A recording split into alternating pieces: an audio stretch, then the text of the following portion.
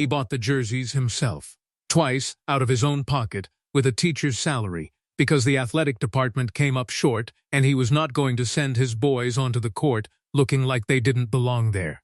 He drove the team van to away games in Corpus Christi and Laredo and once, in 1998, all the way to El Paso and back in the same weekend, 16 hours of driving, because nobody else was available and his boys had earned the right to play. He stayed after practice until the last player left the gym. Every night. 28 years. He never made more than $54,000 a year. And then one Tuesday morning in November, 67 years of doing things right had brought Coach Raymond Whitfield to a chair across a desk from a man named Douglas Farr at First Western Lending on Broadway Street in San Antonio, and Douglas Farr was explaining, with the measured politeness of someone who delivers this particular news for a living, that the house on Rigsby Avenue was 31 days from a foreclosure sale date. What Douglas Farr did not know, what nobody in that glass-walled office on Broadway Street could have guessed, was that one of the boys who had played in those jerseys, one of the boys who had ridden in that van, had been paying attention for 37 years. And he was about to pay something else entirely. This is the true story of Coach Ray Whitfield, the man who gave everything he had to boys who needed it, and the debt that was repaid in silence, and the morning, 1 year later, when a letter arrived that undid him completely. The First Western Lending branch on Broadway Street in Midtown San Antonio had glass walls between the offices and the main floor, which gave the building a feeling of transparency it did not entirely earn. The carpet was gray. The chairs in the waiting area had armrests that had been reupholstered once and needed it again. A small television above the water cooler was tuned to a financial news channel with the volume off. Douglas Farr was 49 years old. He had a desk in the second office from the left, visible from the main floor through the glass. He wore a tie every day. He had a stainless steel travel mug he brought from home and a desktop organizer with 5 compartments, each labeled in small, neat print. He was the kind of man who became a loan officer because order appealed to him, the cleanness of numbers, the predictability of processes, the way a file told you exactly where a person stood without requiring you to feel anything about it. He had been in this business for 19 years. He had learned, somewhere in the middle of them, not to linger on faces. Ray Whitfield sat across from him in the client chair. He was 71 years old. He was wearing a collared shirt and slacks, the kind of clothes a man wears when he wants to make a good impression somewhere he does not want to be. His hands were on his knees. He sat the way athletes sit even when they are old, upright, contained, with a sense that the body remembers what it was trained to do. He had brought a folder. He set it on Douglas's desk. Douglas opened it, glanced through it, and set it to one side. He had already seen the file. "Mr. Whitfield," Douglas said, "the current outstanding balance on the Rigsby Avenue property is $94,300. The account is 117 days delinquent. Under Texas foreclosure statute, we're required to provide a minimum 30-day notice before." "I understand," Ray said. His voice was even, quiet. "Our records show you contacted us in August regarding a repayment plan." "I did," Ray said. "And the proposed monthly payment of $640 wouldn't service the accumulated interest." "I know," Ray said. Douglas looked at him over the top of the folder. "Mr. Whitfield, is there any possibility of a lump sum contribution toward the balance? A family member, perhaps?" "No," Ray said. One word, flat and final. He had not told his daughter. He had decided, 2 months ago, that he was not going to tell Simone. She taught 3rd grade in Austin.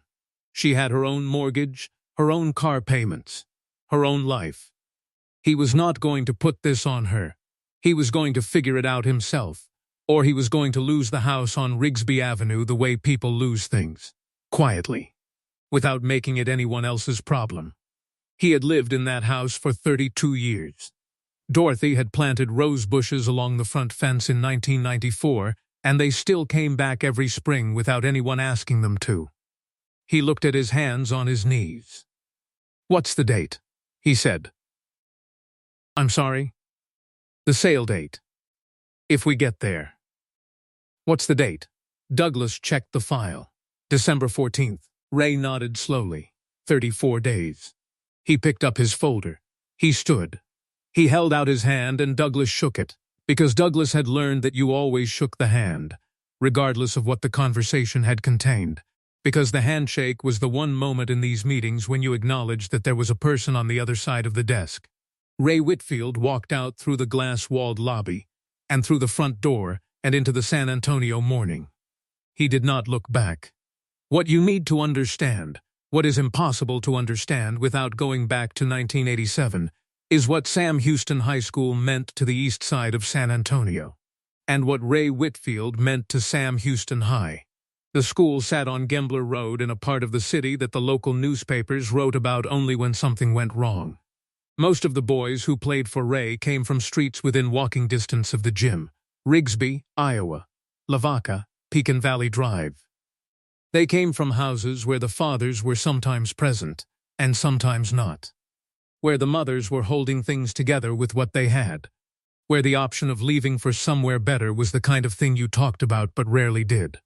Ray had grown up 3 miles away, on Colwood Drive, in a house his parents rented for $41 a month, from a landlord named Mr. Birdsong, who fixed nothing but never missed a collection.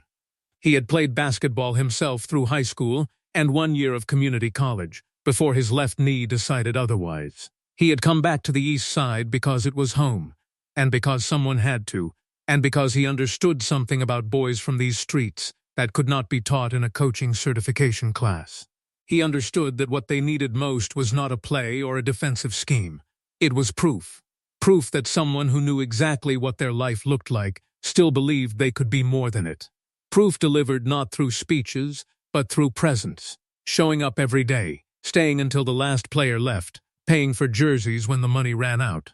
Driving 16 hours to El Paso because his boys had earned the right to play, and that was the only fact that mattered. He never gave a speech about any of it. He just kept doing it. His wife Dorothy had understood this about him from the beginning. She had married him in 1978 knowing exactly what a teacher's salary looked like and what a coach's extra-duty stipend added to it, and what the two of them together made possible, which was not much in dollars, but something larger in the kind of currency that doesn't appear on a bank statement. When Dorothy died of pancreatic cancer in June of 2019, 14 months from diagnosis to the end, a span that generated $218,000 in medical bills, of which insurance covered 63%, Ray had been left with a grief and a debt that arrived simultaneously, the way the worst things do, as if the universe had decided he could handle both at once. He had handled it the way he had handled everything.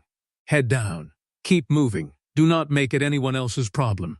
He had been handling it for 4 years, when he sat across from Douglas Farr and heard the words December 14th. Shaq found out on a Wednesday, from a man named Curtis Webb. Curtis was 63 years old, a former Sam Houston player who had played for Ray in the early 80s and now ran a youth basketball nonprofit in San Antonio called Eastside Rising. He had heard about the foreclosure through the network of former players that exists in every city around every coach who mattered. The quiet telegraph of men who have stayed in each other's lives across decades, without necessarily staying in close contact. He had called 3 people before he called Shaq. He had called the school district, who said they couldn't help. He had called the Alumni Association, who said they were looking into it. He had called a former player, who was now a real estate attorney in Dallas, who said the timeline was too short for anything he could realistically arrange. He called Shaq on a Wednesday at 3 in the afternoon and apologized for bothering him and explained the situation in 4 sentences. Shaq listened without interrupting. When Curtis finished, there was a silence. 34 days? Shaq said. 34 days, Curtis said. Another silence. I'll take care of it, Shaq said. Curtis started to say something about whether Shaq was sure, something about the amount, and Shaq said, Curtis, I'll take care of it. He ended the call. He sat for a while. Not long. He was not a man who needed a long time to decide about things that were already decided. He thought about Gembler Road. He thought about a gym in 1987 and a man who had walked over to a 14-year-old during a drill and said something that had taken root so completely that it had grown into the shape of an entire life. He called Priya. "I need you to handle something," he said. Quietly, no press, no posts, nothing. "I need the outstanding mortgage balance on a property in San Antonio cleared. Full payoff. The account holder's name is Raymond Whitfield." He paused. "And I need you to do something else. I'm going to write something tonight.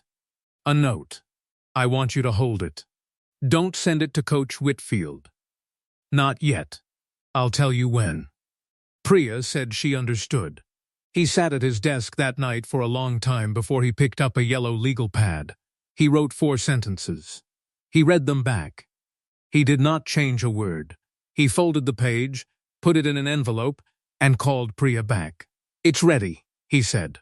"Hold it for a year." She did not ask why. He did not explain. The payoff arrived at First Western Lending the following Monday via wire transfer from an account Priya managed under a holding company with a name that meant nothing to anyone who looked at it. The wire included a payoff statement request and a letter of satisfaction instruction. Douglas Farr processed it on a Tuesday morning. He flagged it to his supervisor only because a full payoff on a foreclosure account within the notice period was unusual enough to require a second set of eyes. His supervisor looked at the wire details. She looked at the account. She signed the satisfaction form. Douglas generated the payoff letter. He addressed it to Raymond Whitfield at the house on Rigsby Avenue. He did not know who had sent the money. The wire came from a holding company. He processed what was in front of him. He stamped the letter. He put it in the outgoing mail. And then, this part was not part of his job. Not something he had done before. Not something he would have been able to explain if anyone had asked. He sat at his desk for a moment before moving to the next file. He thought about the man in the client chair, the collared shirt, the hands on the knees. The way he had said "I know and I understand" with the steadiness of a person who has been practicing not to need anything from anyone. He thought about December 14th. He moved to the next file. But he thought about it for the rest of the day. Ray Whitfield received the payoff letter on a Thursday morning. He was in the kitchen on Rigsby Avenue, drinking coffee at the table where he had drunk coffee every morning for 32 years. He was wearing a robe and reading glasses, the way he did every morning since retiring, because there was no longer any reason to be dressed and moving before 7. The mail came at 9:47.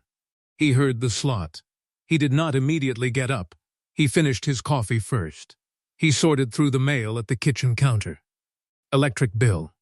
A catalog for a garden supply company he had ordered from once, and apparently would hear from forever. A card from Simone. Her birthday was in 3 weeks. She always sent cards early, because she was the kind of person who sent cards and never trusted herself to do it on time. And a letter from First Western Lending. He opened it the way you open something you have been dreading, carefully, with the controlled neutrality of a person who has decided not to give bad news the satisfaction of a reaction before they've read it. He read it. He read it again. His hands did not shake. He was 71 years old and had been coaching himself for decades not to perform emotion in front of people. And the habit held even when there was no one watching. But his eyes went to the window over the kitchen sink. The rose bushes along the front fence were bare in November. They always were this time of year, but the canes were still there, still reaching, still intending to come back. Mortgage balance, $94,300. Payment received, $94,300. Paid in dollars. Outstanding balance, $0. Dull zero. Account status, satisfied in full. He set the letter on the counter. He looked at it for a while. He did not know who had done this. The letter said only that a third-party payoff had been received on his behalf. It gave no name. It gave no contact information. It was, in every legal sense, complete and final and entirely without explanation. He called Curtis Webb. Curtis answered on the second ring. "Did you do this?" Ray said. A pause. "No," Curtis said. "Then who?" Curtis said nothing for a moment. "Ray," he said. "I called some people. I called one person in particular. He said he'd take care of it and he told me not to say anything, so I haven't. Ray stood at his kitchen counter with the letter in front of him. Who? He said. His voice was very quiet. Curtis told him. Ray set the phone on the counter. He did not hang up. He just set it down. He could hear Curtis's voice, small and tinny, saying his name. He was not in a position to answer. Not for a minute. Not for a while. 11 months and 19 days later, on a Tuesday morning in October, an envelope arrived at the Rigsby Avenue house with no return address. Inside was a single folded page, yellow, legal-sized. The kind of paper you write on when you are not writing a letter, but thinking out loud, and the thought turns into something you need to keep. There were 4 sentences. Coach, you told me once that a man who has something to give and holds it back is stealing from the people who needed it. I've been thinking about that for 37 years. I didn't hold back. Ray Whitfield read it at the kitchen table with his coffee going cold beside him. He read it the way he had read the payoff letter 11 months before, carefully, twice, with the controlled neutrality that had held him upright for 71 years. It did not hold this time. Not because of the money. He had had nearly a year to make his peace with the money, with what it meant, with who had sent it, with the particular grace of an act so quiet it had taken 11 months to name itself. It was the sentence. You told me once that a man who has something to give and holds it back is stealing from the people who needed it. He had said that. He remembered saying it. He had said it to dozens of boys over 28 years in that gym on Gembler Road, because he believed it was the most important thing he knew. He had said it and moved on and never thought about whether any of them had kept it. One of them had kept it. One of them had kept it for 37 years and had spent it quietly on a November morning, without a press release or a phone call or a single word until now, and the only word when it came was not "You're welcome, but I didn't hold back." As if the repayment was not of a debt but of a teaching. As if what he had given those boys was not just time and jerseys and 16-hour drives, but a way of being in the world that one of them had taken and used and handed back, saying, "It worked." Ray Whitfield sat at his kitchen table in the house on Rigsby Avenue, in the morning light, with the rose bushes visible through the window over the sink, bare now, because it was October, but still reaching, still intending to come back. He did not cry for a long time. And then he did. Simone Whitfield found out on a Sunday in November when she drove down from Austin for the weekend. Her father told her over dinner, the full story, beginning to end, the foreclosure and the payoff, and the 11 months of not knowing who and the letter that arrived in October. She listened without interrupting. When he finished, she sat for a moment. Then she said, "You didn't tell me." "No," he said. "About any of it. The foreclosure. The debt." No, she was quiet for another moment. She was 43 years old and taught 3rd grade in Austin, and had inherited from her father, along with his eyes and his way of sitting upright in a chair, his preference for resolving things without making them anyone else's problem. "Daddy," she said. "I know," he said. "You can tell me things." "I know," he said again. She reached across the table and covered his hand with hers. She did not say anything else. She did not need to.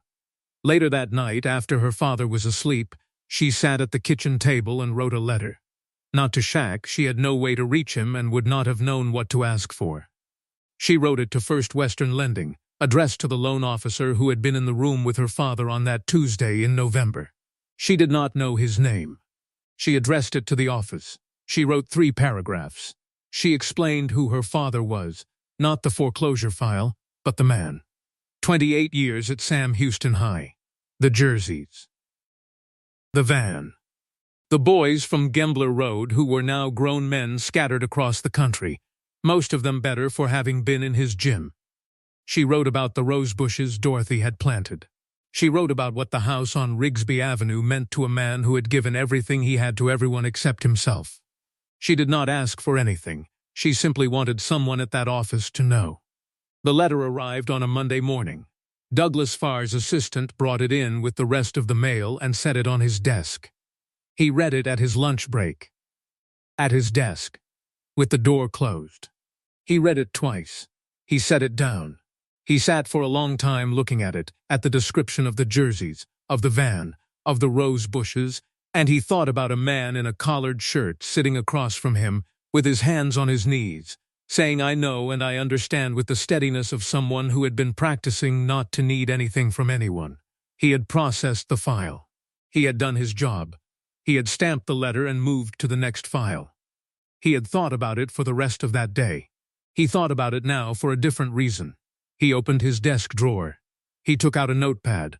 He wrote something down, not a file number, not a balance, not a consequence, just a name. Raymond Whitfield. Sam Houston High School. 28 years. He put the notepad back in the drawer. He was not sure what he intended to do with it. He just knew he needed to write it somewhere it would not disappear into a file. Somewhere it would stay. The rose bushes on Rigsby Avenue came back in April, the way they always did. Ray Whitfield was on the front porch with his coffee when the first red one opened. He had been watching for it since March. He always watched for it. It was the thing that told him, every year, without fail, that the hard season was over and the next one had begun. He sat with his coffee and looked at it for a long time. Then he went inside and got the yellow legal pad note from the kitchen drawer where he had put it in October, and he read it one more time. 4 sentences. His own words reflected back at him in a different handwriting. A boy who had become something enormous and had quietly, without anyone watching, spent 37 years becoming it the right way. He folded the note back along its creases. He put it in his shirt pocket, the left one, over his chest. He went back to the porch and his coffee and the rose bushes and the April morning on Rigsby Avenue. He did not hold back the feeling. He had been teaching that for 28 years. It was time he took his own advice. Now I want to hear from you. Where are you watching from right now? Drop your city and country in the comments. I love seeing how far these stories travel. If this story moved you, even just a little, hit that like button. It takes 1 second, but it helps more people find stories like this one. And if you haven't already, subscribe to the channel and tap that bell so you never miss another video. But here's the most important thing I'll ask you today. Share this video. Send it to your mom. Send it to someone who needs to hear that a man who has something to give and holds it back is stealing. So give it. Give it quietly. Give it completely. Because kindness is free. And sharing it costs nothing. Thank you for watching. I'll see you in the next one.